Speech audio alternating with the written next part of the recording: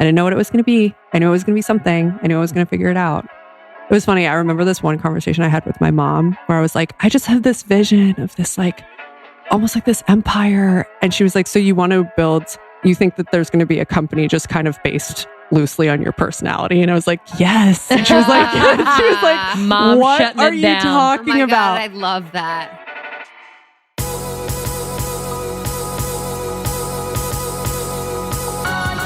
You're listening to the Almost 30 podcast, a lifestyle podcast hosted by Krista Williams and Lindsay Simsick.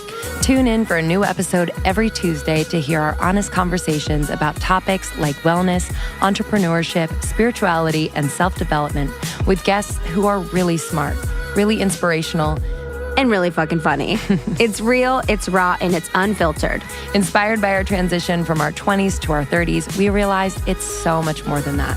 Our mission is to provide you with the tools, guidance, and motivation to help you navigate any transitions in your life and propel your personal growth. Thanks so much for tuning into the Almost 30 podcast. Here we go.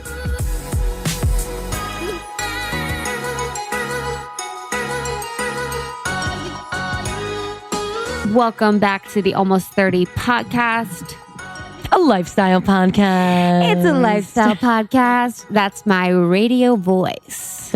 Smooth like butter. I love a good radio voice. I do love a good radio voice. I'm trying to bring the energy. It's important. So important. It's funny to listen to just like podcast. It's really funny. And like seeing the varying levels of energy, of tone, of everything, and not one is not better than the other. It's just interesting how it kind of like reaches me in a different way. 100%. 100%. There's one, you know who Jenna Kutcher, Gold Digger? She has great energy. She fucking kills the energy. Like, yeah. Like, truly. Thanks for tuning into the Gold Digger podcast. Like, it's just like so bright. She's just on and bright. She's on and bright. Like, I mean, it's... You got to smile when you say it. Yeah, I know. She got to smile. I wonder if she writes her stuff down because it's like, it's so crisp. I'm like... Oh, for sure. People do that, yeah. we don't. Is it just us? Here we are. Take it or leave it. Take it or leave it. So as always, the group is popping off, but we had a listener in the group bring up something that resonated with us, no matter how good things are, right? Especially no matter how good things look on the Instagram or, you know, you see us or hear us on the podcast. We always have these waves of anxiety, you know, related to anything and everything, whether it's business, relationships, health, spirituality, doesn't matter. Doesn't just discriminate. When was the last time you had anxiety? The last time I had anxiety was 2 days ago because I didn't have the energy to like flow in my day. And I was literally like picking myself up to like do the stupidest stuff, like put laundry in, just things I needed to do. And I wasn't doing it. And I was real upset with myself because I was like, what are you doing? And then I was worried about how it was going to translate to my work like in a few hours, you know, like I was just like, it's like a little spiral. Totally. But yeah, it just comes in waves. Recording my solo episode, I had like anxiety about whether I was going to be delivering it in a way that people would resonate with. 100%. I like did that and I was like, oh. But then I was like, no. Yeah, I know. I couldn't believe I went so long. I was like, damn, I was like talking. Yeah, I mean, it's so good. Like when you're in the flow, and I'm so sensitive to when I am really feeling it and when I'm not. And when I'm not, I just like don't even want to force anything. Yeah, that's what is hard about doing. You know, with the podcast. It's like we're recording a lot, and there comes a point where you hit a wall, and you're like, wow, I'm a little blank, and I don't even want to serve up something half-assed. Yeah. So usually we just stop. When was the last time you had anxiety? So I'm trying to think, like, probably, I don't know. Cause mine's not moments, it's periods. So it's not, I don't really get like a morning of anxiety. It's like a period of time in my life where I have consistent anxiety. So yeah, I can't really, it's probably a time when I was working 100%, when we've had a lot going on and I had my full-time job. So definitely related to that. But I'm so like in the future, it's hard for me to think about anything in the past, to be honest. Yeah. So we had a listener in the group, and she was expressing how anxiety, in the past for her, it has messed with following her intuition and hearing her soul's voice, and that she's really worked on it, and it's become something that's improved. And but that really kind of rang true. Like, it is a complete energy block when that anxiety, in order to listen to your voice, because the voice of your soul would, at least when I'm listening to it, does calm my anxiety. So what are ways in which like you've been able to kind of like get out of that headspace? Yeah. So she said that the anxiety hinders her from listening to her soul's voice. I just had to repeat that to understand. So it's funny because I think that the anxiety is your soul's voice. So for you, as an example, you're moving slow. Your anxiety is saying slow down and stop. But your ego is saying keep going and go. So I think actually the opposite. I think that your soul is trying to tell you something with your anxiety most of the time. There's obviously anxieties with other things, related to maybe like feeling anxious about speaking in front of a group or something like that. But oftentimes it's like I found situations where my anxiety is like related to something I'm not doing, or I'm not tending to, or I'm not listening to. You're in a relationship that isn't right, and it's giving you anxiety, and you're talking to all your friends about it. You're like, okay, so we haven't slept together for a while, and is that normal? Like, what do you think? Is that normal? Or so he's good in this, but he's not good in this. Is that, what do you guys think? Like, is that anxiety is like that you should be with that person, but you're staying with that person. Or like with a job, it's like, my job gives me anxiety. Sunday scaries. You're going to a job on Monday that you fucking hate, and it's giving you anxiety because that it's something that you don't want to do. Yeah. And I think it's like a byproduct of the being out of alignment. But yeah, I know what you're saying, where it's like the soul, the ego, and when those are kind of, one is overpowering, then it's just the byproduct is that. Yep. It's that conflict. It's that inner conflict where there's like two dialogues going on. For me, my most anxiety time was when I was in Chicago and I was living a life, or I wasn't living a life. When I was living in Chicago, working in this corporate job, and I wasn't taking care of myself. I wasn't meditating. I wasn't, being conscious. I wasn't being aware. I had, I just wasn't doing all these things, and I had just crippling anxiety. And it wasn't until I started to live a life more aligned, kind of going outside of what my friends were doing, go outside of what normal people were doing in Chicago at that time, and start to like really explore who I was and get more connected to who I was and go for it, is when I kind of was like able to help with my anxiety. And I find too, I'm anxious when I feel like I have to do things on my own. So really putting into perspective what it's going to take to get that thing done or fulfill whatever I'm wanting, and to take the pressure off of myself helps to kind of just quell the anxiety. Because I like asking for help. I'm not averse to like asking for help, but there's a sense of what that person's going to think about my ability to do it. That gives me a little bit of anxiety. So yeah, just kind of releasing the pressure off of myself helps. It's so hard with anxiety too, because it's like you could talk to friends about it, but I found it's hard to verbalize how it feels. And there's not really the answer. So there's no answer that your friends are going to give. And it's kind of like, it's also physical. So the physicality with anxiety is really difficult. With depression too, there's a physicality to it, but the physicality is hard to get to ease that, having conversations. I think you can, definitely, but I always found that it's like you have to do your own self-soothing of hand over the heart, hand over the belly, breathing, of trusting, of kind of like preventing it. So preventing it by meditation, preventing it by no caffeine or less caffeine, preventing it by sleeping, preventing it by making time for self-care, and like doing things that you love so that you can work against or like try and like not have anxiety, come on. There could be times too. I have one of my best friends, Jen, she gets really bad anxiety flying. She has, that's her thing. And medication helps. So if medication helps you and there are situations where you are feeling anxious on a reoccurring basis and it's debilitating, that's a great option to explore if it makes sense too.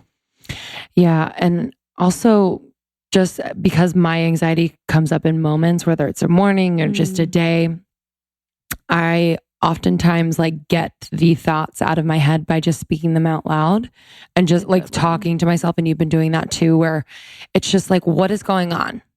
What's going on in your head? What is actually real? What is not?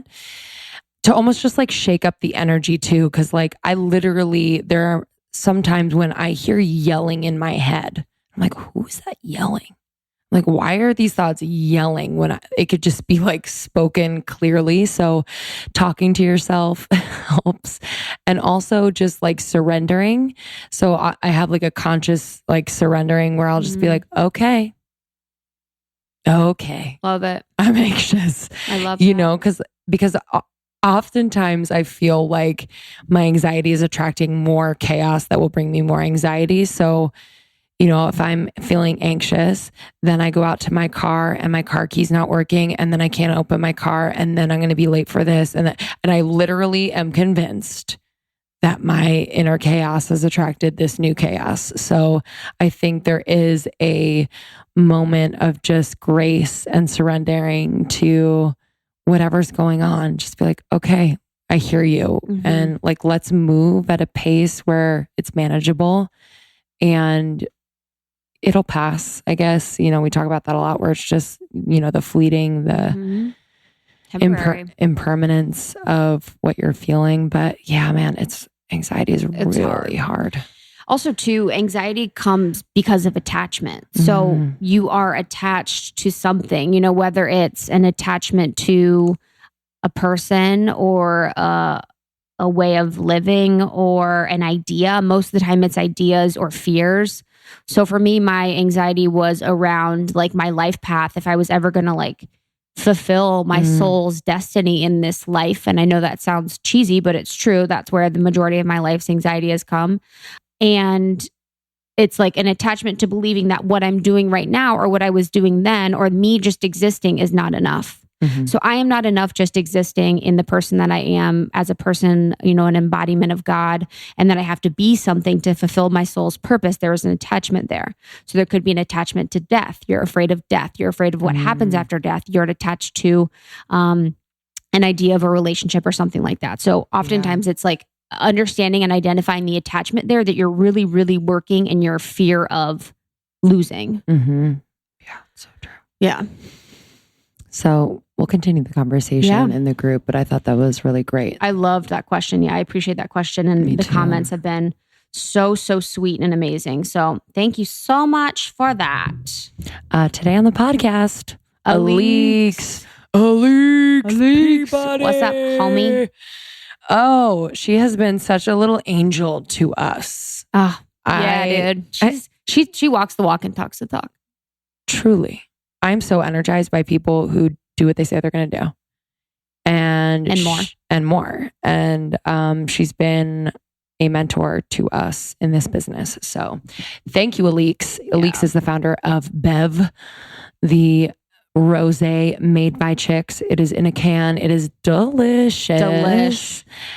But the umbrella company is Elixir. Get it? She's Hinge's badass. most eligible. She's been on many lists. She's super smart. She's a badass female founder.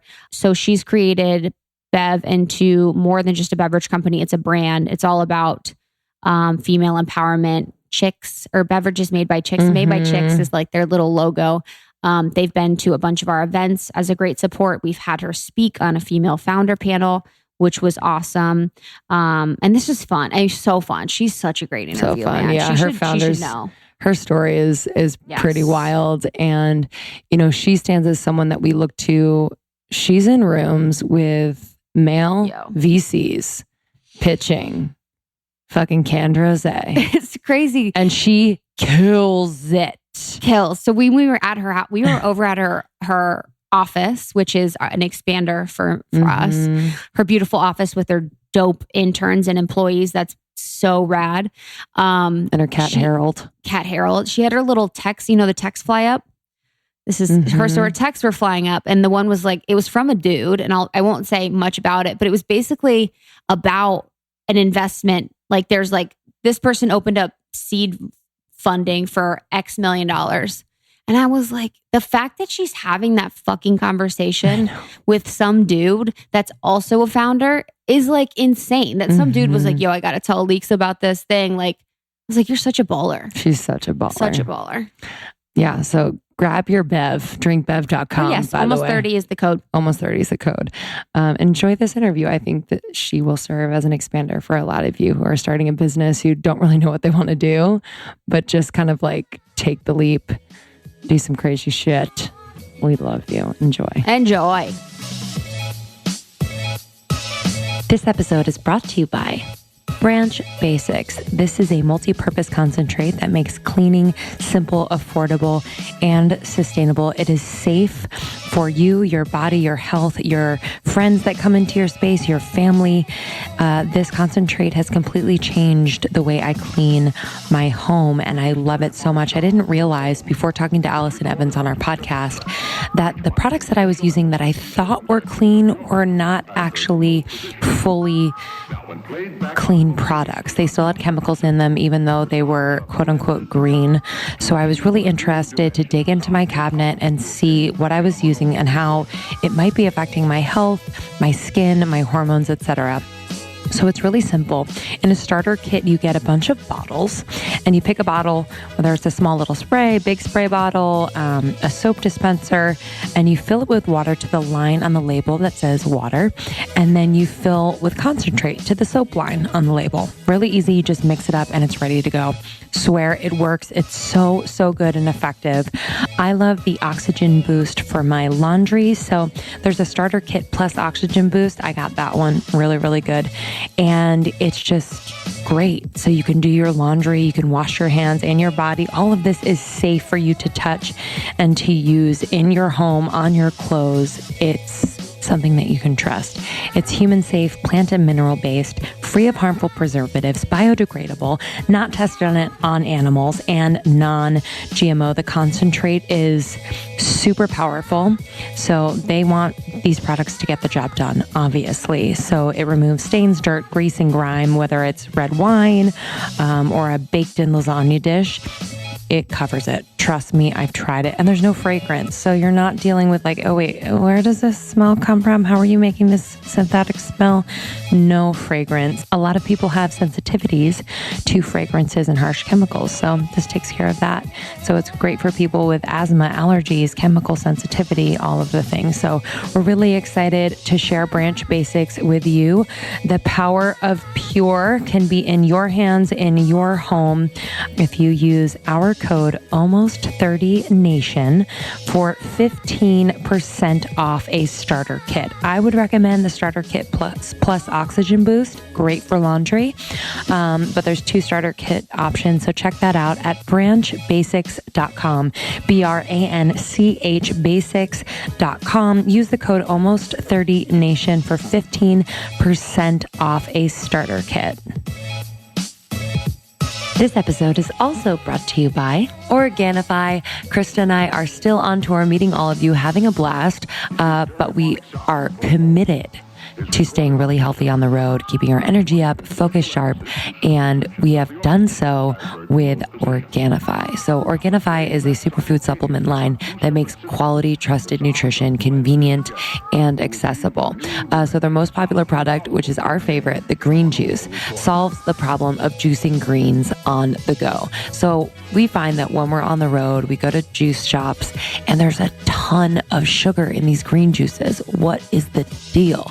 So we've solved this problem with Organifi. It's so easy. They also have a red juice, which is a superfood powder packed with antioxidants and immune boosting herbs, which I love to also do on the road because sometimes when I'm on the plane, my immune system is a little shoddy. This keeps me super healthy. Again, you just add a scoop to water, or you can even add it to almond milk, and you'll get your daily boost of superfoods and antioxidants. It's really amazing. We love it. So to try Organifi, you can go to Organifi.com, ORGANIFI.com, and use our code ALMOST30 for 20% off your first order. So that's Organifi.com, ORGANIFI.com, and use our code ALMOST30, ALMOST30 for 20% off. Hey everyone, Bev aims to inspire the world. Obviously. I love Haley. This is so long. Literally. I mean, what did she even Our write whole me? podcast is you reading your mission statement. I know. What did she even write me? She's like, oh, and also can't wait to hear you.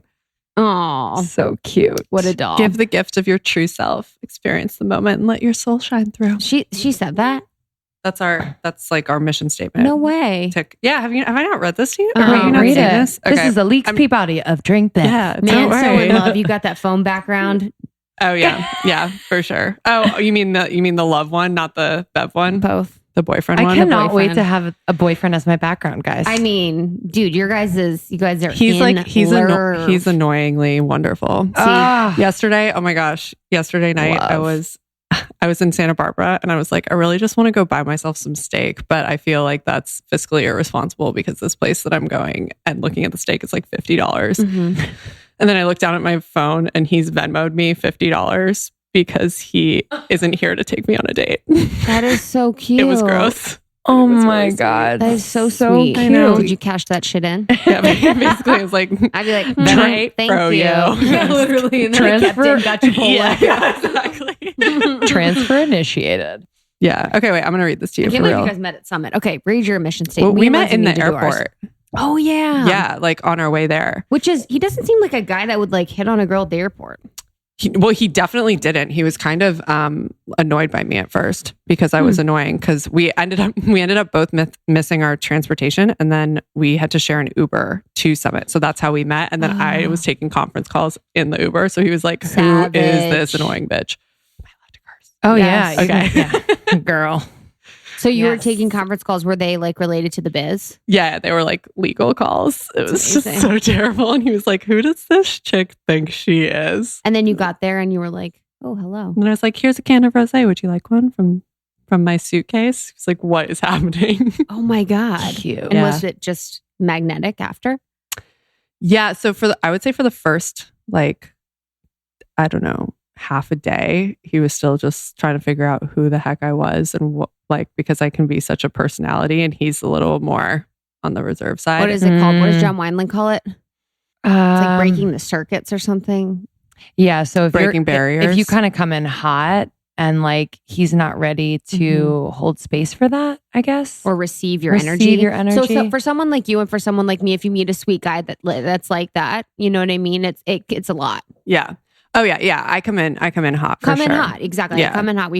Lindsay comes in hot. Which, well, I think that's part of the True. reason that I'm such an advocate. So I used to go on like destination first dates and shit, which is just like, Wait, tell me more. okay. So this is actually really funny. When I met my boyfriend, the following week, I'd already had a destination first date with another guy scheduled. So I was going to Hawaii the following weekend with a guy I'd never met before. What? Who buys? True story. They do. Come on. So is this Don't be ridiculous. prostitution? Or? No, I know, right? Good question. Good question. Good question. Good You're like, question. yeah, these are my Louboutins. They're from, my destination. Dude, that's a real thing that goes down in Silicon Valley. Oh, by the Oh way, my that's God. like so there real. was girls at Summit that were like that. Yeah, That it were was. like trolls. Or Yeah. not trolls. Yeah, but, like, it was. It's like a weird thing. It's super real up there. But anyway, but no, that was not me. It was. We were just set up by like an investor that had invested in both of our companies, and then. really? But he lived in San Francisco and I lived down here, and so he was like, "Oh, I'm going to Hawaii. Like, do you want to just come and go on a date there? And I was like, sure. So I'd had it set up the weekend that I met my boyfriend. And so we kind of thought that nothing was going to happen because I was like off to, Hawaii with some hot guy. Actually, this is a hilarious story. And so I meet my boyfriend. We like fall madly in love throughout the course of the weekend, like stupidly. Like I knew that I was going to marry him within a week, probably. And so I still go on this date to Hawaii because I was like, because like, duh. I get there and I realize very quickly that this is not like a date weekend. This is a huge bro weekend that this guy has been planning. And wait, it gets like so much worse. And they're going to run train on you or something? I'm staying in this apartment that looks so it's like a gangbang. So run down. Well, it was like guys and girls, but mostly dudes. I'm staying in this apartment that looks so run down. Like honestly, like I've been to third world countries and this apartment was like up there. It was like gnarly. Like I don't even know that if there was running water and like lights. I was very confused. I was like, we're in Honolulu. Like why is this happening to me? And then and there were 3 bedrooms and like 11 people on this weekend. What? And then I kid you not, the next day he's like, okay, we're gonna he's like, there's some sort of charity race we have to do. I thought it was like a 5K or something. Like, over the course of the weekend, we're gonna do this race. And I get woken up and it's like, okay, it's time to go. It was do you know what a Ragnar is? I've heard of it. No. A Ragnar is like a 24 to 36 hour multiple 100-mile relay race throughout the night. So I ended up having to run, I'm not joking, 18 miles over this weekend overnight, sleeping in a car. Why didn't you just say no? I'd be like, no, I just didn't know I'd been signed up for this Ragnar. So I literally ran like 8 of the miles at 2 a.m, like in Hawaii. I barely even, it was so weird. Anyway, but meanwhile, the whole point is, I'm texting my boyfriend who I'd met the week before, and he was just like, first of all, how does one get themselves into the situation? I was like, I don't know. I mean, for real. I don't know. Me. Just like, I love that you did it though. It's probably a test from the guy. I've been hearing a lot lately about these little tests that guys do. So it's probably like a test, like, oh, is she down? Is she gonna like go with the flow? Well, I was just like, don't mess with the marathon runner, okay? You don't know that I'm a marathon runner, so but true. You had no idea. But also, like such a Silicon Valley thing. It's like no actual problem, so they like create these like little situations, these little microcosm problem situations. Where like, well, you've got to get up at 2 and run 8 miles. Yeah, it was so like it's like It was so bizarre. It was honestly, it was insane. So then, if he's listening, I'm sorry. I'm sorry for throwing you under the bus here, but also, how could you do such a thing? So after we were like deuces. Yeah. So then actually a guy I'd met from Summit the weekend before, who's just like a friend of mine now, people at Summit like knew that this was happening because I'd mentioned it. And he was like, if you end up in a shitty situation, like text me and I'll introduce you to my friend who owns a hotel there. So I was like, sweet. But unfortunately the first night it was President's Day weekend. And so everything was booked, like literally every hotel. So so that was horrible. And then the next day I was just like, okay, peace, bye. Like, talk to you later. Whoa. They put me in like a nice room and I slept. Good one. It was. So anyway. Wow. And now you're just madly in love. Lindsay, you got to get on that. Now I'm madly in love. Well, I haven't done like destination first dates, but I've experienced like the extreme first date with like someone who can I feel like it can go one of two ways. Dude on the plane? They went skydiving or something? Chocolate. Oh, yeah. Vanilla milkshake. Yeah. I did it. Well, I did. I don't know if I've shared this on the pod that I did. My friend worked for a millionaire matchmaker or business or whatever. And she's like, please, like, can you please go on dates? Like, I get a commission. Like, if I bring in girls. And I was like, sure. Like, it's not like my impetus to be like, yeah, for sure. Like, because I know that they're probably a little weird. I don't know. Dude, this happened to me. Really? When I was living in San Francisco. I have every date story in the book. It's like hilarious. Did you do? I was hunted by one of those places and eventually I was like, sure, whatever. I'll go on like one date with one person. And this dude shows up having mined all of the data from the dating apps because he was like a tech like nerd person. Hacked it? What? He hacked it? Yes. What? No joke. And had like all of the data and like ranked everyone and like went to this I'm dead serious. I went to this like matchmaking thing and was like, I want to talk to like these people. And it was like very bizarre. The whole thing And was you were very one bizarre. of them. Yeah, I have no idea why. What was the date like? It was very weird. Well, okay, this is an unfiltered podcast. Yes. It's part of our intro. If I'm going to be totally honest, then I ended up getting invited by that dude to Burning Man. Sexy. And so then I was like, okay, well, whatever. I can't really afford to go to Burning Man this year, so I guess I'll go. But I required that I had like my own room and all of this stuff. Do you send them like what do you call that? Like, negotiation with everything you do. Like, This makes it sound way worse than it is. Okay. I promise it's No, not. I basically, he was like, I really need to date for Burning Man. I was like, well, I'm not going with you under the pretense of sleeping with you. Like, you have to give me my own room. Mhm. But then like, sure, where do I'll go. people Like, stay in rooms though. well, they had an RV. And so I was like, I need my own bed. Like, I Need need your my little own, bunk. I need to be on my own like side of things Yeah. and stuff like that. And like never even hooked up with this dude. Was it worth it? Never did. Wow. You don't have to lie to us. Well, then, no, I'm not lying to you because then I like ran away with a Hey, we're cute not gonna DJ judge at you. Burning Man Oh, and you didn't did? even sleep in the RV, which See, was dude, terrible. that's the thing. Poor guys. Just ruthless. Was Burning but Man cool? I've been a whole bunch of times. I love it. Oh, you do? I'm a huge fan. Yeah, Yeah, never been. personally, but like, it's really tough to go without an RV. I will say, Yeah. 'cause it's really dusty and really hot during the day. No camping. Yeah. Okay, I want to finish our conversation. Or should we introduce first? Well, Yeah. by the way, really quickly, the point Yeah. about coming in hot, that's all to say Oh, that yeah. those whirlwind romances, they're either like a complete nightmare because they're a whirlwind and they go out in flames just as fast as they came in. Or I think it gives people who are like nicer and quieter and like maybe more are the yin to our yang a little bit more time to actually get to know you and not be freaked out. I think that's what happened with Jeff. And especially with Jeff, it's like because you guys are long distance. Yeah. Jess and I were long distance, and I remember it was really helpful for us because I ain't coming so hot to like let it be more of like a slow burn rather than just like Yeah. Yeah. We're big personalities, right? Yeah. And you got to be able to like handle strap it. on Yeah. and like Or just let them Alrighty. strap it on. just strap on in, boys. Would you please introduce yourself to everyone listening? Sure. My name is Alix Peabody, and out there.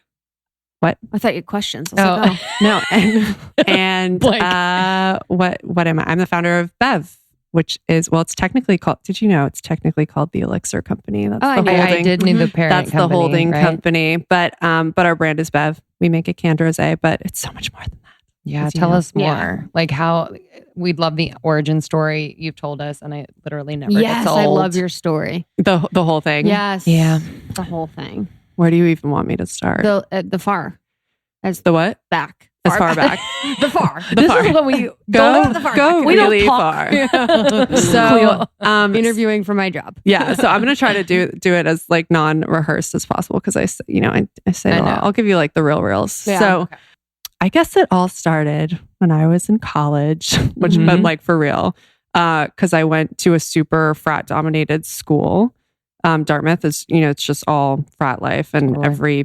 every party, everything. It's all male dominated, Where is it male located? owned. Where's Dartmouth? Middle of nowhere. Middle of nowhere, New Hampshire. Oh, okay. Yeah, very cold, lots of beer. And there was just like a lot when you were there that, it's like you're always invited, but you're never welcome. Like it's very, you're not welcome, but like Oh, Yeah. I You're- know. it's like I felt that at BC a little bit. you're Wow. invited, but it's not your home. It's not your place. And that was like, and it was made very clear just by like the frat infrastructure, I think. Mm, If that makes sense. And I wasn't in a sorority, but even so, part of the reason I wasn't was because sororities are not allowed to have parties like nationwide. And I just thought that was totally awful. But anyway, all to say that the whole concept of social scenes in general being so male dominated kind of always bothered me a little bit. And I think in a lot of those situations, you end up in situations that aren't great, right? And you end up with a lot of sort of this day rape culture and stuff like that. So, of which, I've experienced my fair share. I'm sure most women you talk to have, which is sad, but true. So anyway, so that was kind of the, I guess, like genesis of me wanting to do something like womanly but fun, if that makes sense. mhm. Am I making sense? at all? Yes. No, you are. Mhm. So anyway, so Yeah, that was kind of the very early days. And then when I knew I wanted to build something, I had no idea what. I was like, one day I will build something. I don't know why or what or whatever. I worked in finance after that. I was at Bridgewater, the hedge funds, which we can talk about more later, which was a great experience. And like in a lot of ways, it was really intense, but it was cool. And eventually moved out to Silicon Valley. And when I was living there, I moved Bridgewater. No, I moved to, and I took a job as an executive headhunter. And while I was basically, I thought I would get paid to meet people, and like that would be, You'd be so good at that. My job. Yeah. And so I was like, all right, I'll just get paid to meet people. I'll know everybody. And then eventually I will be able to build whatever I want to build. So anyway, within 3 months of getting there, this is the part you know and have heard of, I got really sick. And I'd kind of had like stomach issues for a long time, or I thought they were stomach issues, but it turns out they weren't. And so I was walking to work one day and I just like basically keel over on the sidewalk. And my friend, I remember calling my friend Sarah, and I was like, she's in med school. And I was like, I don't know, every time I go to the doctor, they just tell me the same thing. I have like irritable bowel syndrome or something. And they tell me to go home, and then it costs me tons of money and I'm sick of it. She was like, you have to go. And I go, and they realize that my right ovary is torsed, which is a real thing that happens. What does that mean? So it means like, you know how dudes get like testicular torsion? Yeah. You can get ovarian torsion. Like your ovary flips over on itself. Whoa. Yeah. And so mine flipped over 360 degrees 3 times. So it's like twisted. Yeah. So it's really hard to see in a scan from what I understand, because it's the difference between like in a scan, a straw and a rope, you know? And if it's a rope, there's no blood flow. And so my ovary, like your ovary is like the size of like a walnut. Mine was swollen to like a grapefruit. Like it was massive. Whoa. And dying, basically. It was a nightmare. So all to say, ended up having like 6 surgeries over the course of like 18 months. Like I've always wanted kids. And and the doctors were just trying to save it as best as they could. But I ended up in this situation where I had like a very short amount of time to freeze eggs and like no money to do so. And my parents, of course, like chipped in and stuff like that. But I mean, I was like inundated with medical bills at this point. And I was like 24. So I'd like had no money essentially. Yeah. So and and what I'd saved from Bridgewater, I'd like traveled and moved across the country with, which is like, you know, what a 23, 24-year-old does. You know what I mean? And you're like, wow, $6,000. Yeah, I was like, wow, I'm loaded. I can afford buy a house. Yeah, exactly. It's fine. My little brother, he's 17, or no, he just turned 18. He tells me, he's like, I'm a thousandaire. I'm like, same.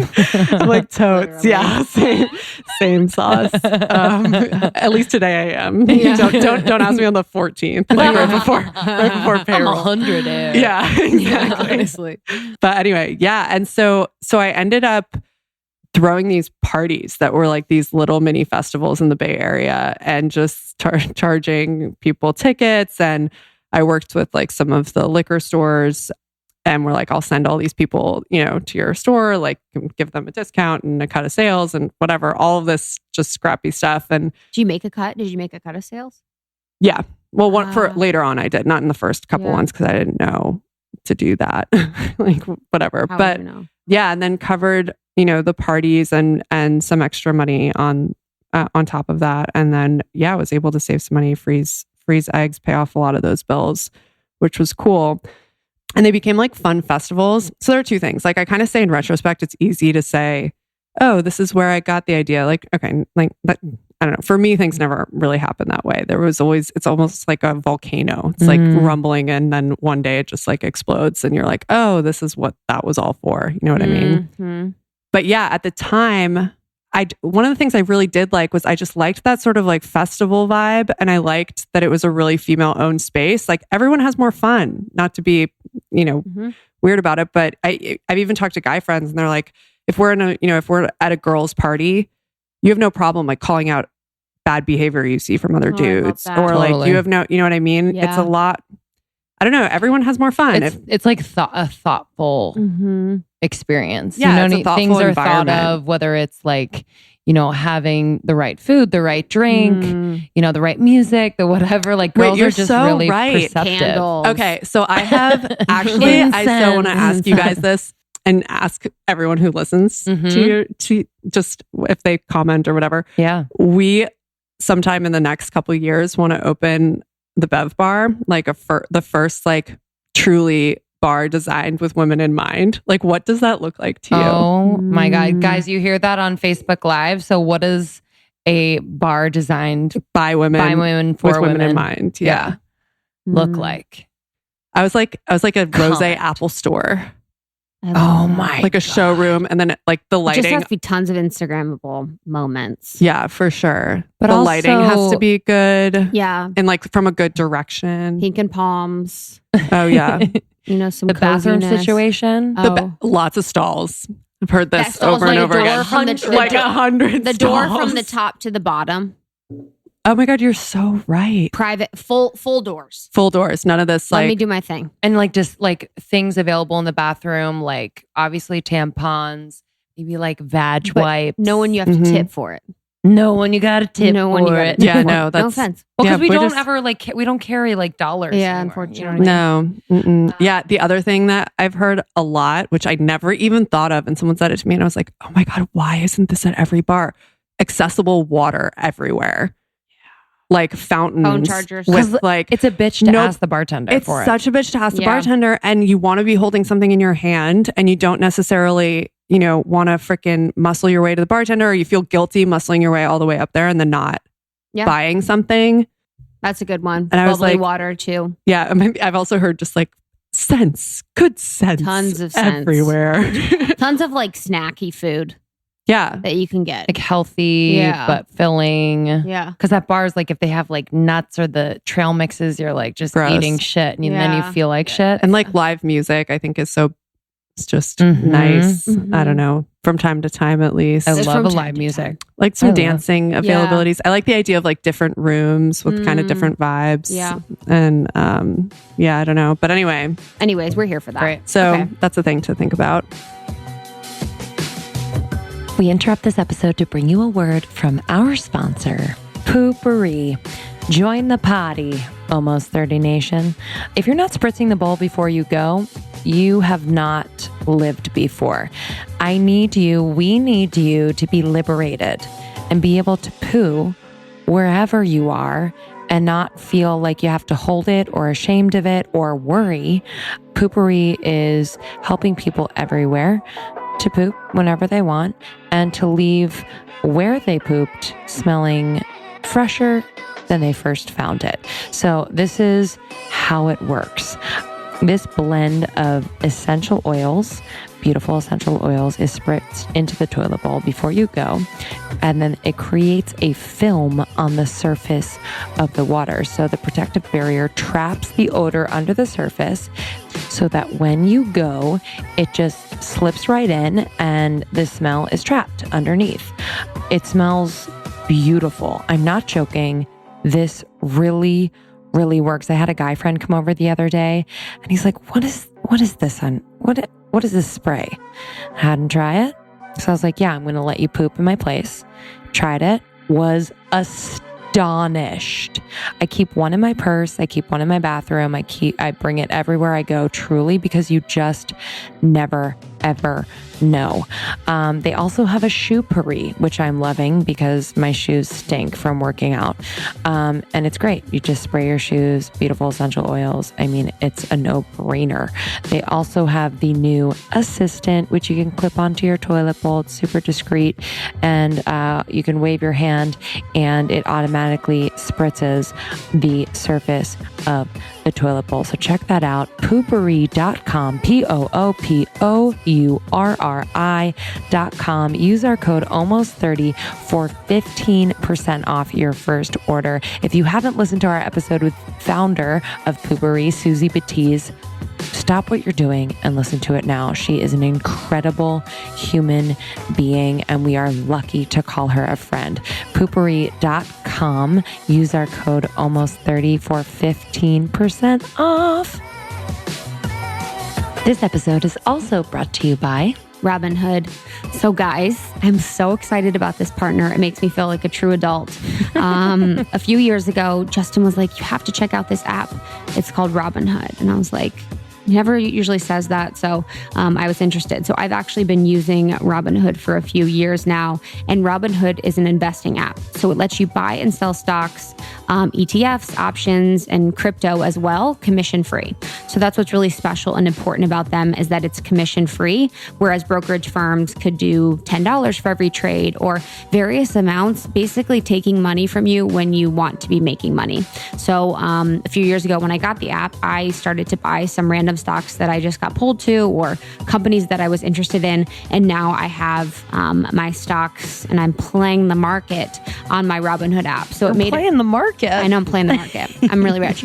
So it makes it really easy. And it really just, the app is so easy to use. There's a great user experience. So if anyone wants to get into investing and doesn't know where to start, this is a great place.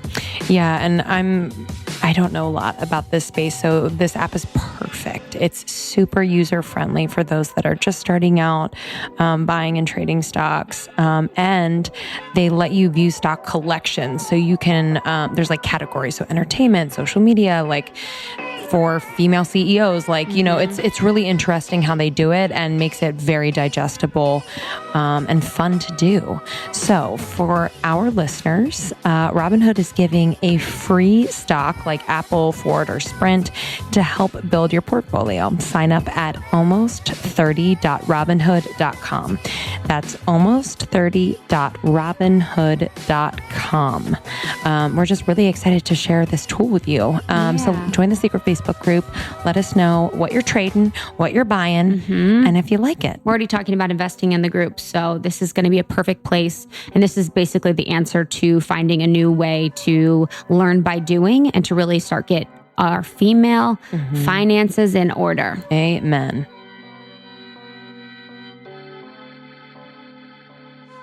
And the other thing I got addicted to more than anything was this idea of addressing serious issues in lighthearted and happy and approachable ways, right? And I was thinking, and you know, I guess this was a couple years ago now, but you kind of see a lot of female brands these days come out and they're angry and undertone. You know, women have a lot of reasons to be pissed off. Like, I'm like, don't make me do that. But you know, like, there are two ways to approach any situation, right? Like you can go through a shitty situation and you can use it as fuel to make things around you better, or you can kind of get mad about it. I mean, there's a place for that, of course. But to me, I got sort of stoked.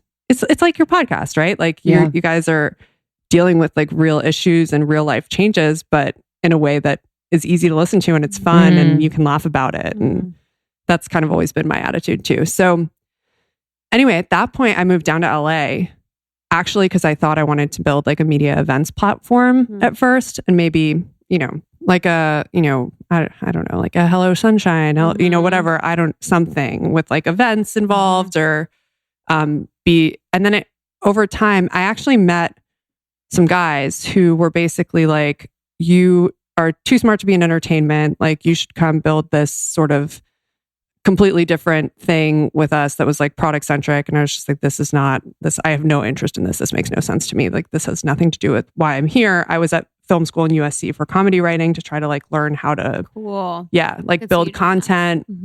Yeah. And anyway, so sorry, this is all boring. But the point is, at that point, there was basically a moment where I was essentially like, what if you built a women's empire fueled by beverage sales in an industry where there's just like nothing for women, like nothing. We get like skinny girl margarita and white girl rosé, and like that's it. Yeah. Looked into a whole bunch of different things, realized that the alcohol industry is at the soul of fun, right? Like there's so many, that's every bar, every party, whatever. There's booze. There's nothing out there for women in this industry that's like not about calorie consumption. And that's true. What's more fun than rosé? So at that point, I had no money, like $12 in my bank account.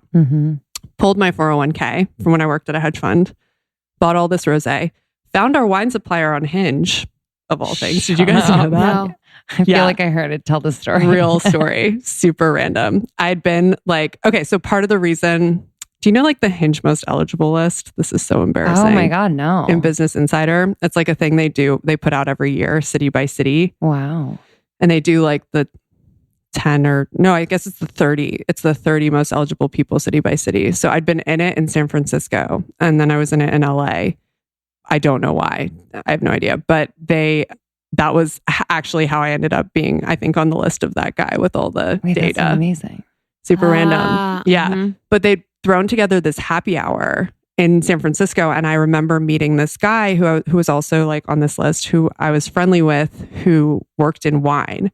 And so like 2 years later, I called him and I was like, I'm trying to buy a lot of Rosé. And he's like, okay, homegirl, like calm down. And I was like, no, really, I'm trying to buy like hundreds of gallons of Rosé. And he was like, well, as it just so happens, like my roommate's owns one of the largest wine suppliers in the state of California. So I can just introduce you to him. He won't, he might be willing to talk to you. And then I was like, I raised money. And he was like, okay, I'll talk to you. So yeah, wow. How did you get that mentality? You're such a connector and you're such a people person, like, and you use your relationships in a really like effective way. Thanks. Where do you get that? So I went to 4 different high schools in 3 different countries. Wow. Have I told you this? No. So I was I went to boarding school in France when I was a freshman in high school. Wow. Then I came back. What? Because you were bad? No, everyone said it was like kidding. actually because I was super nerdy at the time. It was actually really funny. Wow. I applied to boarding school, but without my parents' permission, by myself when I was 12. Wait, what do you like, mean? You're like, get me out of here. Literally. I like came home one day and I told my parents, I was like, I applied to French boarding school and I got in. Oh my God. And my mom was like, what the fuck are you talking about? You're 12. Like literally. Well, my mom's French. That's where my name comes from. I know. And I guess part of it was like, it really bothered me that I was French and didn't speak French. God, I love as that. a 12-year-old. It's like, okay, cool. Like calm down, Glen Coco. So anyway, so I was like, whatever. But then eventually I like convinced them to let me as like 13, 14, just move there by myself for a year. It was supposed to only be, I wasn't kicked out or anything. So then, after that, I went there, loved it, came home, then just totally had the bug and then applied to like school year abroad and lived in Italy for a year. When you were 13 or 14? France, I was 13 or 14. Italy, I was 16. And then I graduated from Andover boarding school because it was like the only place that would take my credits and give me a diploma at that point because they were like, what the fuck is this? Like, where have you been? They're like, who are you? I like never took American history. Good. Yeah. That's bullshit. It's a lie. Super random. It's really bullshit. Jeff works in politics and he gets very upset because I like don't understand how voting works. Really? Like he's like, here, he's watch. like, What is it? School? It's like, I'm just a bill. I'm only a bill. It's like a cartoon that they do history. Magic School Bus? No, that's science. Honestly, you're asking the wrong person because clearly I know nothing. This is my Google search. Cartoon history. I'm just a bill. Like House Senate? Schoolhouse Rock. Oh, Schoolhouse Rock. Yeah. But anyway, yeah. So I think that's part of it because I was the new kid. Yeah. Every single year of like my high school life. And on top of it, I was often the new kid in a place where I couldn't even communicate with people when I got there. Right. So it just like requires a certain friendliness and like able to connect with people that literally goes even beyond language. Right. Because I couldn't speak. I had never taken a single Italian class in my life when I moved to Italy. I knew nothing. French, I could speak a little bit, but not really.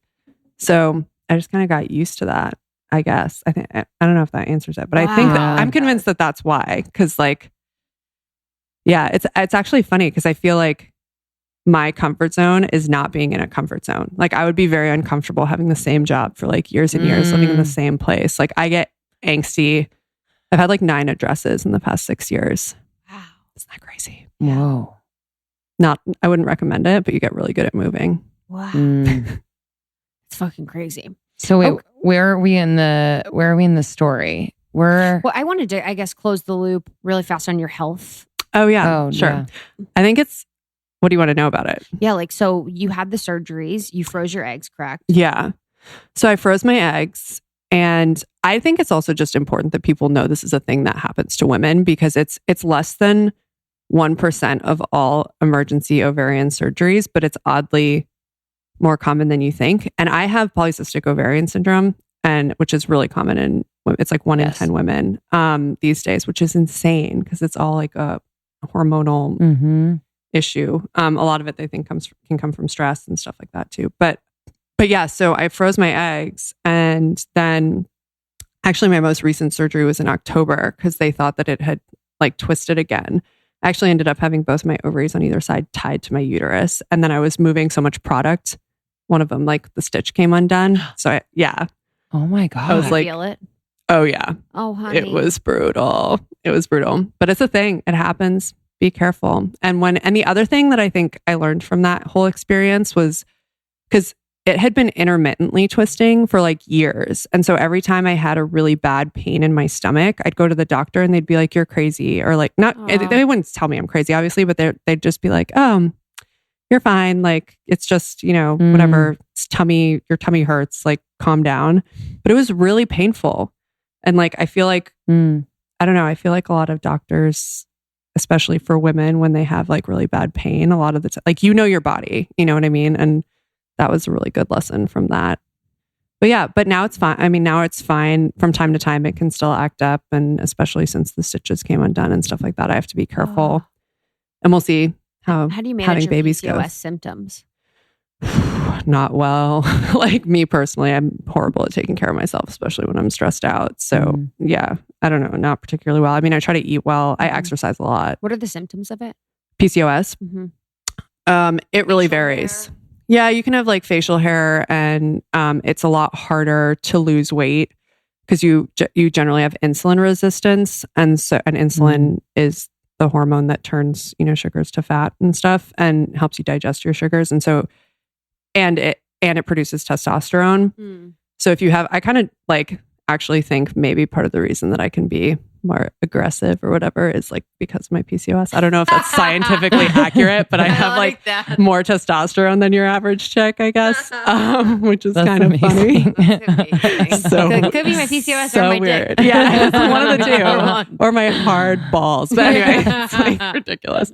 But yeah, so for me, it's just a lot of exercise and running and like, and just keeping, not going too crazy with the food, generally speaking, but trying to eat like lower carbs, lower sugars, stuff like that. But I don't know. I'm lucky because it doesn't, like my symptoms aren't, my worst symptoms is that my symptoms, I say my symptoms aren't that bad. Like JK, I lost an ovary, but like for me, it's a lot of my ovaries are super cystic. I just have tons of cysts. So I just have to be really careful about listening to, my body, I guess.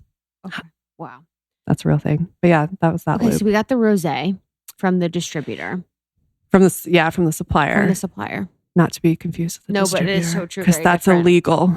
Really? Yeah. So distributors. So part of the reason that I picked Rosé is because I found a legal loophole, because distributor, the whole alcohol system in America is crazy. There's the 3-tier liquor laws. So this is so super boring for people who aren't me, but basically there is required by law to be a middleman who's the distributor, and they can't be the same person as the producer, and they can't be a retailer at all, which is why if you think about it, like you can't buy Casamigos off the Casamigos website. You can't buy Budweiser from Budweiser. You have to buy it from a store. Why?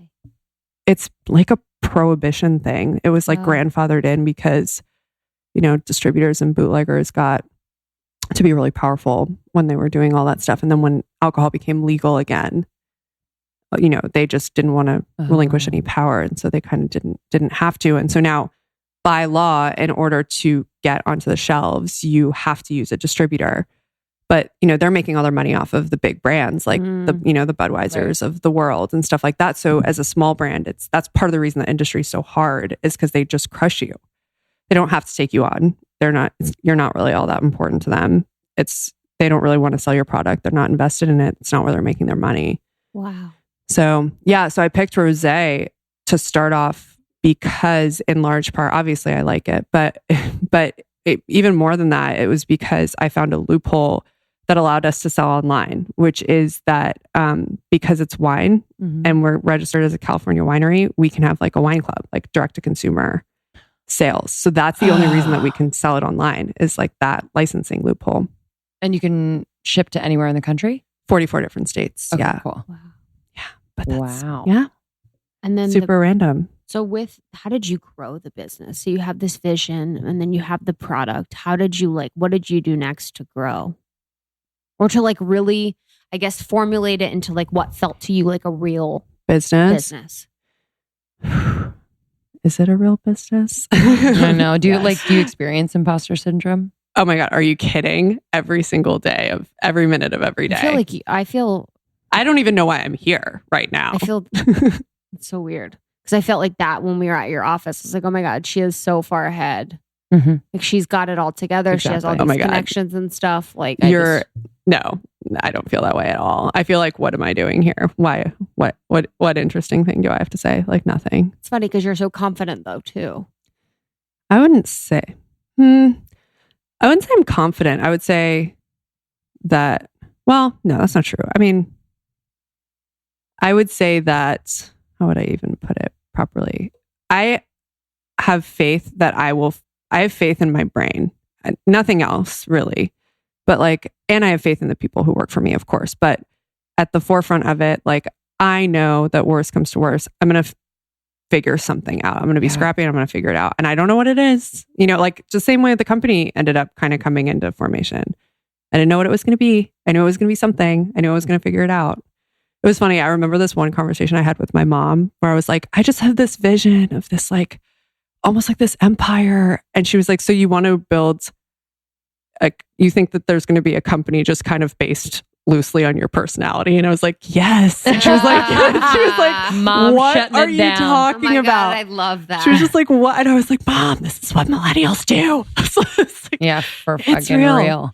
But I love that. Yeah. So to me, it's more about just like having, I wouldn't call it confidence so much as faith, like having faith. Faith over fear. Yeah. And just being like, and you know, and I say this all the time, but like putting yourself in a position and giving yourself the mentality where the only way out is through, right? And just being like, failure is just not an option. Like there might be pivots, there might be mistakes and learnings. A bunch of those like posters on the wall. I know, it's like really said, annoying. Like 100 of them. I know, I know we both did. It's like so awful. Failure's not an option. You know, Faith over fear. 100% of the shots you don't take. Yeah. It's also like, since it's really funny, my family, just like my siblings just like can't stand me right now. I'm sure of it too, because on top of it, like with Jeff, I'm like, no, you don't, just be yourself and like love will find you. They're like, literally, I hate you. I was like, I know, this is not. Are they all single? This makes no sense to me. Oh yeah. I mean, my siblings are younger than I am, like significantly. Okay. So yeah, you're like, you can have it all. Yeah. Just kidding. Look at me. Yeah, no. Literally. But also not. I mean, there's so much to those jobs too that people don't see, right? What jobs?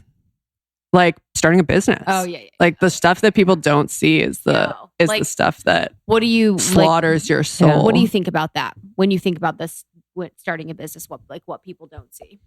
Okay, what comes to mind? Yeah. So first of all, before we dive into that, when you're like, how did you actually grow your business? I just want to make it one super quick thing. I haven't done it. My team has done it. Like 100%. They have done everything. They're like magical fairy unicorns, and I couldn't do it without them. And so to me, and that's another thing too. Like, it's funny because I'll have literal team members come to me and be like, you need to understand that this couldn't happen without you. And I'm like, I feel like I haven't done anything. Like, I feel like I'm running around. What does that feel like? Like, is it like your ego's hurt, or is it like, thank God they're here? Or is it like, I wish I had more, like it's all your idea. Like we kind of experience that where like there's people that are doing things like for us that are like, oh wow, they can do that. At least for me, this is my experience. They do it really well. And then it kind of like takes the responsibility away from me. But then I'm like, yeah. Like, well, it's also like challenging if you're doing a good job building a team because you're hiring people smarter than you. Yeah. Right. Like in their areas. Like that's true. how you know you're doing a good job, is if you have people who are doing things you know, that they're better at than you. You don't want, you know, and a lot of people get nervous about hiring people who are smarter than they are because, you know, it's an ego thing. But I think it's also it's easy to forget to value yourself and to value management, right? And I think it's also, and management is something I don't claim to be good at all. I'm figuring it out as I go. I mean, it's so clumsy. And like every book you read on it, just in general, it's like bosses feel so lonely. Like they often do, you know, because you're just kind of like, what do I do? Like, am I really adding to this? And then your job, for the most part, I mean, I've found that my job, for the most part, is one, like the real part of your job. You know, there's obviously inspiring people and all the fun parts, but like the real part is having all the tough conversations over and over and over again, day in and day out, tough conversations. And like, whether it's with investors, whether it's with your team, and the thing is, like, the tough conversations are far and away the most important ones, right? So if you don't have them, things can just go awry really quickly. And so it's draining, it's tiring, right? And that's the part I think people don't see, kind of to loop back, is that inspiring people and getting people excited about that's all like the fun stuff. That's the easy, but that's the great part. That's like the euphoria, right? But then there's like the despair of like, oh my God, I have to fire someone. Or like, oh my God, I have to, you know, tell someone that their work hasn't been good, or that they're lazy, or, you know, that they're not that they're lazy, but that they are currently acting and being lazy, or whatever it is. Or also just like bringing people the hard reality, especially when you're in an exciting and delicate time in the company, right? Where it feels like, I'm going to say like another I'm ready. Poster. I'm ready. It's like, it's either a rocket ship or a bomb, but either way it's exploding. You know what I mean? Like it's either going to go like up, or it's just going to detonate before it gets into the air, which is exciting, but it's terrifying too, right? And I've had so many people say this, like, if you don't cut those like difficult things, if you don't have those hard conversations early, it's cancer to a small team. We interrupt this episode to bring you a word from our sponsor, Brass Clothing. Brass is all about helping women simplify and streamline their wardrobe so that they can focus on the things that really matter. I'm sorry, did they just answer my prayers? I just purged a ton of clothing from my closet. I really like the idea of starting over, simplifying everything so that I don't have to think too much when I get up in the morning and clothe my body. Everything at Brass is designed to mix and match with ease, which it does. I was just wearing the best tee, is what they call it, in black. It's ribbed. It's so comfortable. Everything is comfortable, by the way. Goes with anything. It could be dressed up, dressed down. Love it so much. By the way, everything is machine washable, so forget about the dry cleaner. And the fabrics are chosen with travel and work in mind. So they're wrinkle resistant and, again, super comfortable. And what's awesome, just a little tidbit about Brass, they feature their customers as models. So you can see what the clothes look like on multiple body types, which I'm obsessed with. My gripe with so many brands is that I see the clothes, I'm like, but will my thigh fit in that? Do you know what I mean? So we really love that about Brass. Beyond the minimalism trend, they believe that streamlined, functional wardrobe has the ability to make space for women to make bigger changes in the world. And yeah, it's totally made our life so much easier. With us being on tour, we really need pieces that are comfortable, functional, cute, stylish, and that we can just stuff in our bags at the end of the day and not worry about wrinkling. I said it. So this is a female-founded business that we are proud to support, and they understand the intense emotions that we are all having as we try to build our wardrobe. They just get it. Jay Adams and Katie Demo really built this brand to serve women, and they are making it responsibly. They visit their factories personally and multiple times a year. I'm just so proud. Love Brass Clothing.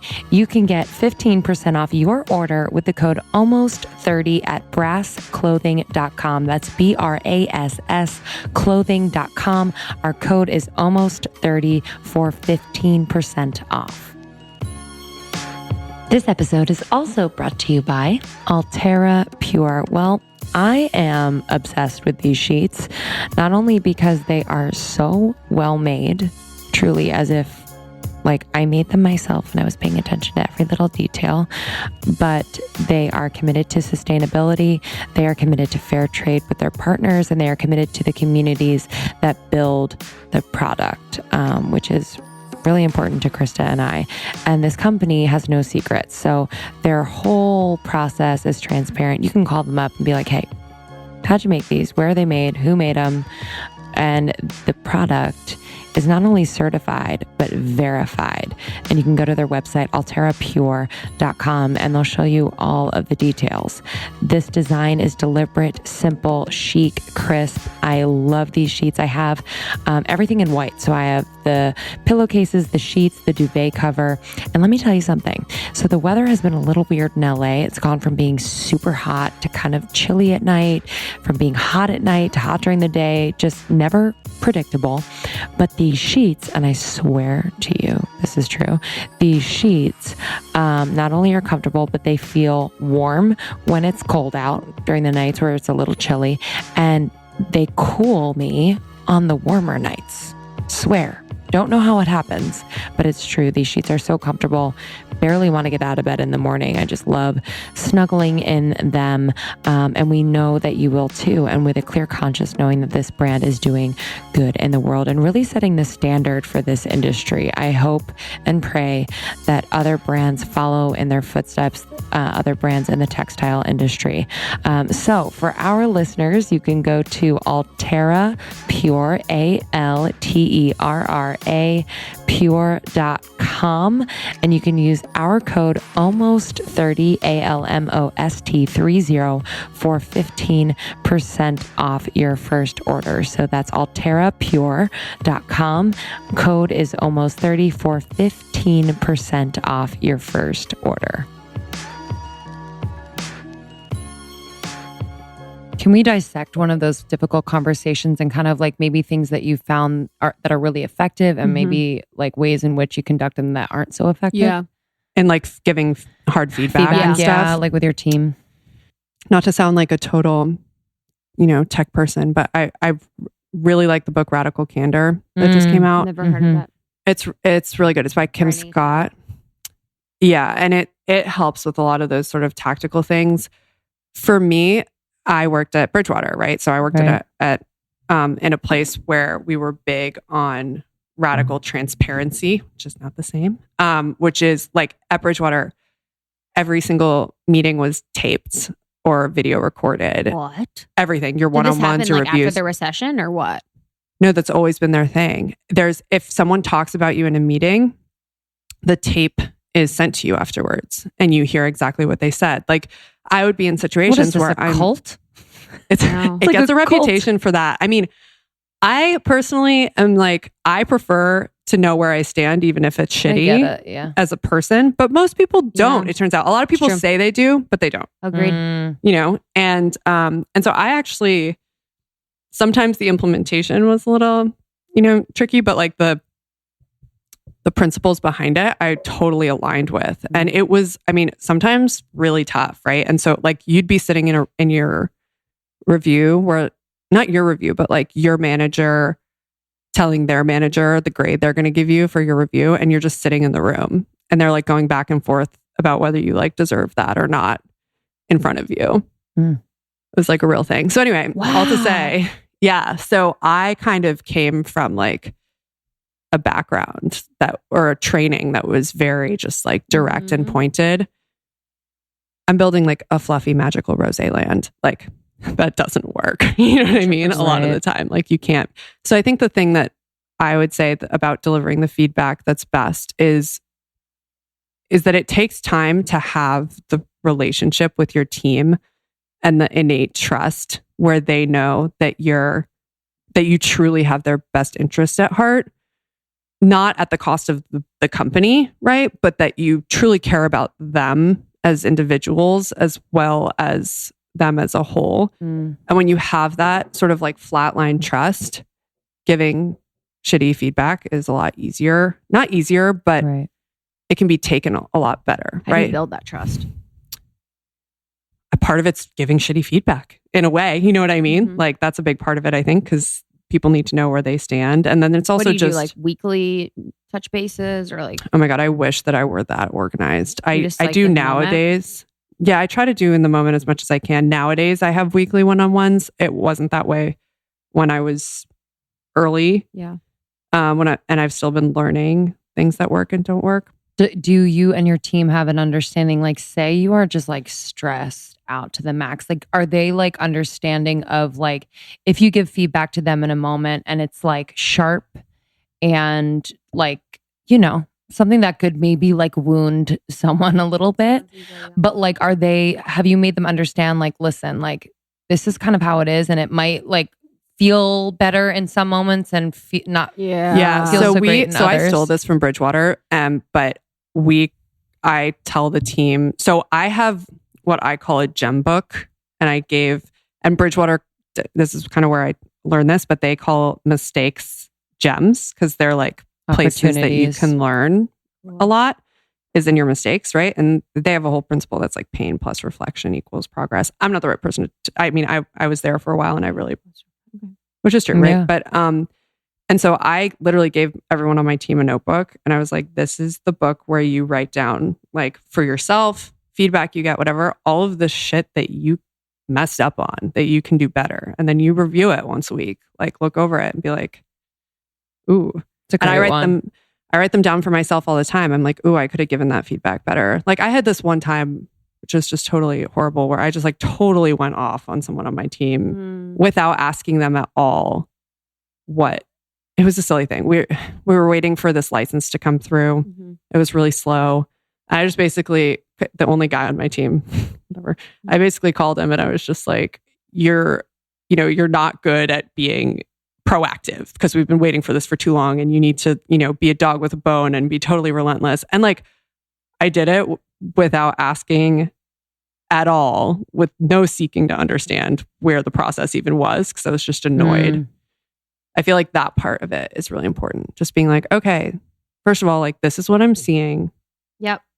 The seeking to understand is so important. Yeah. Seeking to understand first. And then, so like yesterday, to dissect an example, yesterday there was an Instagram post. It was funny, I guess, but it was like a cat with blueberries. Did you see it? No, but Harold continue. with blueberries? No, just a random cat, which is a whole other story. Blueberries like on its head. You're like, this is not on brand. Thank you. Oh, okay. It was supposed to be funny, I guess, because like we're supposed to have a personality and whatever. But I've been kind of working with, and usually they're really good at this. So I don't mean to, obviously, but there are times, right, where it's also like, this is the other thing that's exhausting about giving feedback. You just you cannot let a single thing slide. And so it's like, that's really good.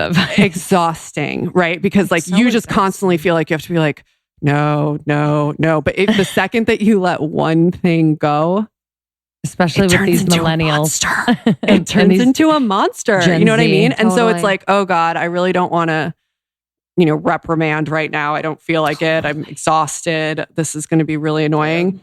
But the second you don't do it, it takes on a life of its own, right? So like yesterday, so 99% of the content that the team puts out is fire. Amazing. Fire flames. Amazing, right? But like that 1% every once in a while where I'm like, you got lazy. Like you got lazy and that's why this caption makes no sense. And that's why this thing is not on brand. And I told them at one point, I was like, I will call you on it. And then you have to do it, right? Then you have to follow through. But like, I will hold it to you and I will say, defend this post. Like, how is it aligned? How is it on brand? How does it tie to our values? How does the audience know that it ties to our values? Like, is it ownable? And it's like, and then every time you see something that is going to be difficult to defend, like you actually got to call them on it. Got to be like, defend this. Like, tell me why you did this.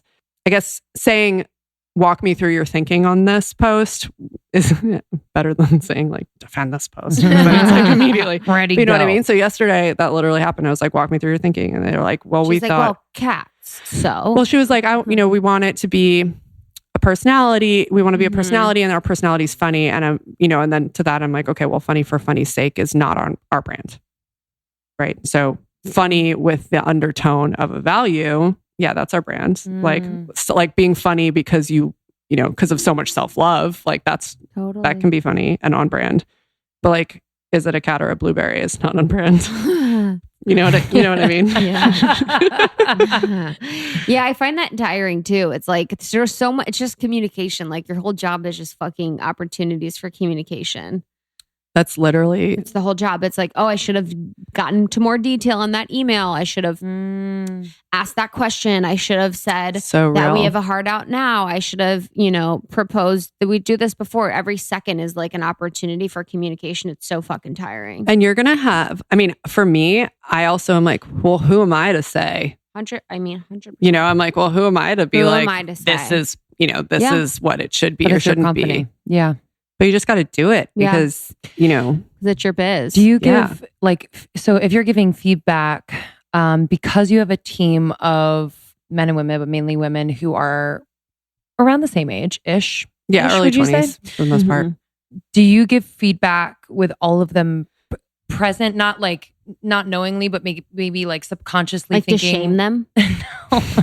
Dude, but like, you know what I mean? Shaming is so real, but generally not a good tactic. If we're like giving feedback like over text, can we send it to the whole group so that like the other ones are like, oh, good to know. Do you know what I'm saying? Yeah. So for in the example of the cat post versus blueberries, I sent that to the whole group. And I guys, was like, not sure which one of you is responsible. No, I said like at so-and-so in the Slack channel, in the marketing Slack channel. Savage. Like, talk me through this. Like, why'd you guys do this? Talk me through it. Right. And then other people can also chime in and whatever. That's feedback that's not personal. Mm-hmm. Do you know what I mean? Yeah. Like that's feedback that's like, you got to make it not personal. That's a gift. But it's like, that's feedback that's about output. That's not about ethic. Do you know what I mean? Yeah. Mm-hmm. And so that's like, to me, that's fine. It's like, why'd you do this? Or like, tell me, like, it's important in those sense. two when you get the feedback, that's like, oh, I did this because of this, is to listen and be like, and if you agree, then be like, okay, that sounds good.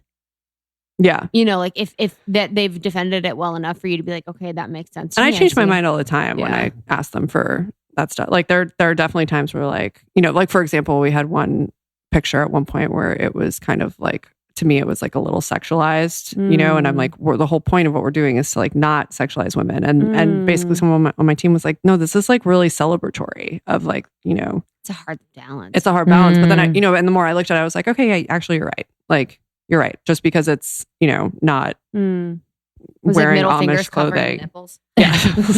Classic. Something. Yeah. And then if it's about like a person's, how they work or how their specific, if it's not an instance, but it's like a pattern or like, hey, you haven't been bringing your A game or whatever. That's not something that I would say in front of the whole team. Yeah.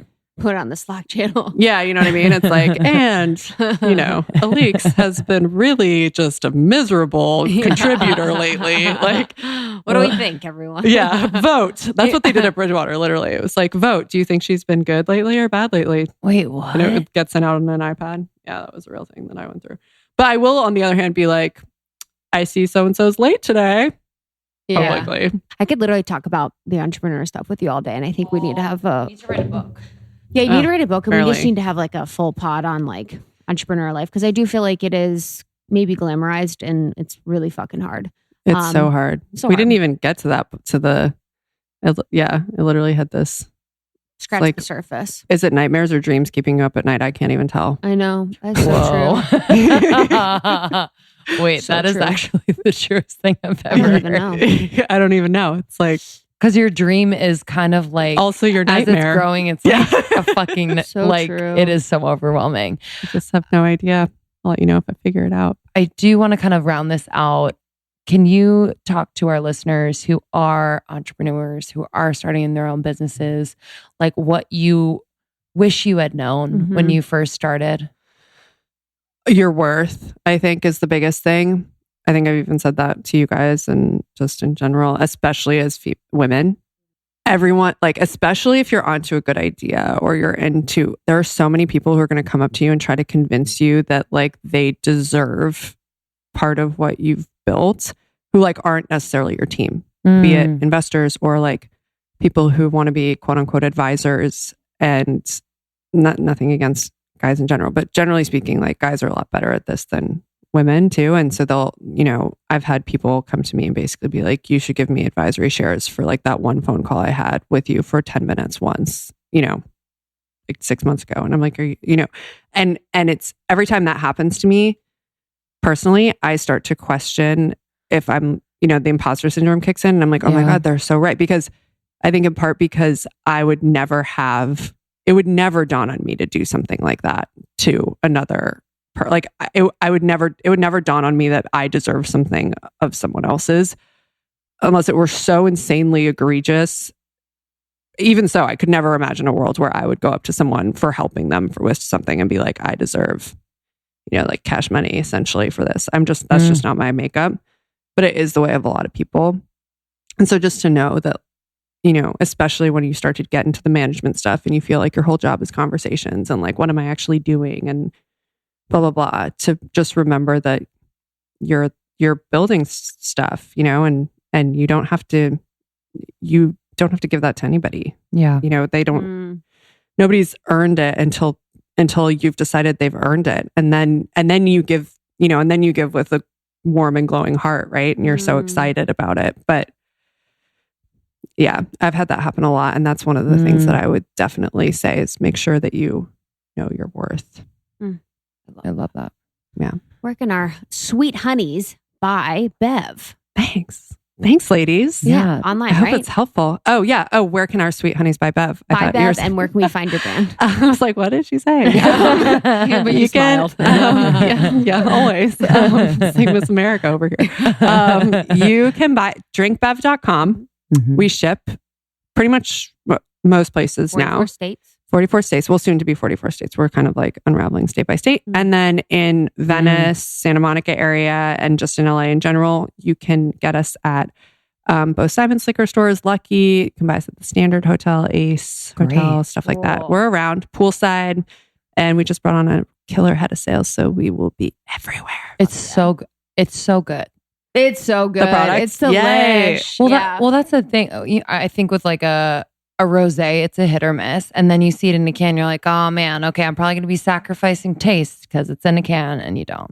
So yay, I'm so glad you thought you think so. Love your whole comp. Yeah, and then Instagram, obviously follow us on Insta. Yeah, your Instagram is bomb. It's good. It's good content, even if there's the occasional blueberry cat. If nothing else, what? go meet Harold. Go meet Alix's follow. cat. Yeah, the real Harold _. He's another catch to find on Instagram. Oh my God. Well, thank you so much. Thank You are you. an expander for us. You have been Truly. so gracious you with guys. your time and knowledge. And it is truly an honor to know you and be in your network of people. And so happy for you and your new man. You guys are so sweet. Thanks. We love you. Love you guys. See you I'll soon. be so excited. Bye. Bye.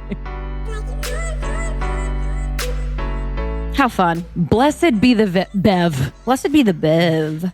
I don't drink, but I enjoy Bev.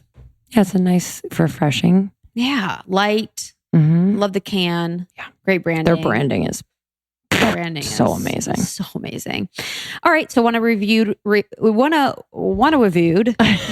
want to. Are you hunting a wabbit? I am. I want to read a review of the week. Love this podcast. 5 stars. I started listening to this podcast a couple weeks ago, and the day I started listening, they were talking about their tour. I went on their website after listening to a few episodes, and it happened to be that they were in NYC that night. I bought a ticket. The event changed my life, and now I have listened to almost all of the episodes thanks to my New York commute. I love this podcast. I love these girls. Thanks for everything you do and for making a big city seem a bit smaller. Oh, I just got goosebumps. I know. Eris Tunes. Thanks, Eris Tunes. Truth bumps. Truth Goosebumps. bomb. That's fate. Wow. Wow. You went to the event and it changed your life after you listened. What? That's a perfect segue to our tour. Hey guys, the tour is happening. But for real, the tour is changing people's lives all over the damn world. It's changing my life. It is changing my life. I never thought I'd tell someone I'm on fucking tour. Tonight is Portland. See you there. Portland. Yeah. And then Spark over the weekend. Next week, Dallas sold out. Austin probably sold out. Check the website. And then we have 2 more LA events. One in San Diego. One in San Diego. And on the 24th. And one on the 24th. Yep. Sorry. Holy hormones. That's going to be on Hormone Health. So that's going to be dope. That will definitely sell out. And then the one in San Diego is very small, very intimate. It's like a full day with y'all. So that will sell out too. I don't know if we should check if it is sold out. Yeah, it's probably getting there. All right, everyone. almost30podcast.com/tour. Find us on Instagram, almost30podcast. And as always, our community has said that they prescribe these episodes to people that need it. So if it resonates with you, it will probably resonate with someone else. So gift that to someone. It's how we grow, and we really appreciate it and love you so much. We love you. Goodbye. Goodbye. I was thinking goodbye. Goodbye. Goodbye.